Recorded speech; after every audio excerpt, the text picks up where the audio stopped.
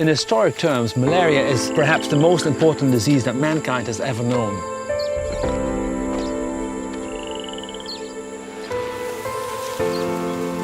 It's been estimated that every second person that ever has lived on the planet died as a result of malaria. That is 52 billion people overall. The ones that die are mostly children below the age of 5 and pregnant women. So it is still with us, and it is still a very important disease.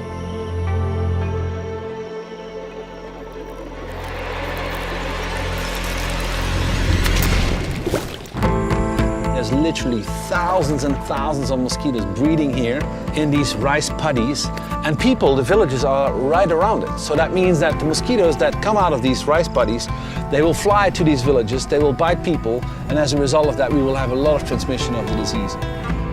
We will be working in these rice paddies, and controlling mosquitoes here over this large area is obviously very difficult, and that's why we're seeking solutions through which we can do this better and can do this faster.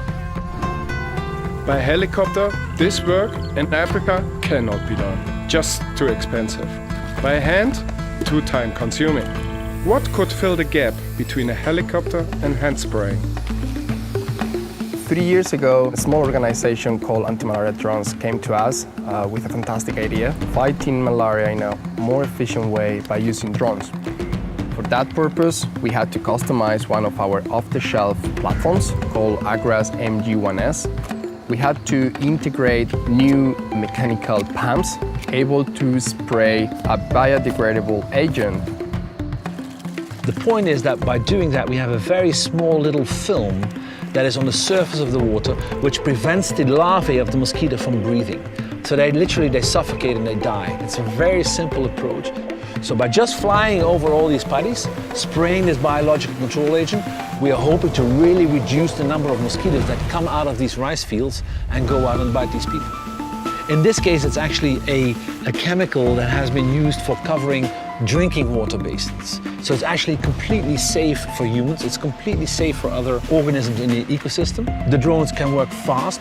We can take 10 liters of fluid up in the air these days. It's fairly easy to train people to use the drones and actually fly them. It is beyond any doubt that if you get rid of malaria altogether, it will have an enormous socio-economic impact. Very simple. We get a healthy farmer, that means we get a good crop yield, that means there's more income for the family, that means there's more education for the children, and everybody will benefit from it. You're going to have an impact on all other elements of society. It's costing the continent of Africa more than $12 billion per year just to have people being treated with drugs, taken care of, etc., etc. If we integrate the technologies that we have today, the nets, the spraying, the drugs, the diagnostics, everything that we have today, but we add on the new tools, for instance the drones, that we may actually achieve going down to zero and keeping it there. And that's really important. So the first part of the project has just been finalized. Now it's all about the local community here to continue with the data gathering processes. Once we have it all, the last part of the project starts, when we will analyze all that data and we will scale up this project to all affected regions where this type of technology can make a difference. We treated this field yesterday, and I'm really happy to see there are no new mosquitoes in it today.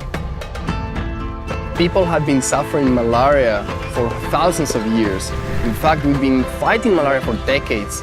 And now we have this type of technology, we have the drone technology to win this battle against malaria once and for all.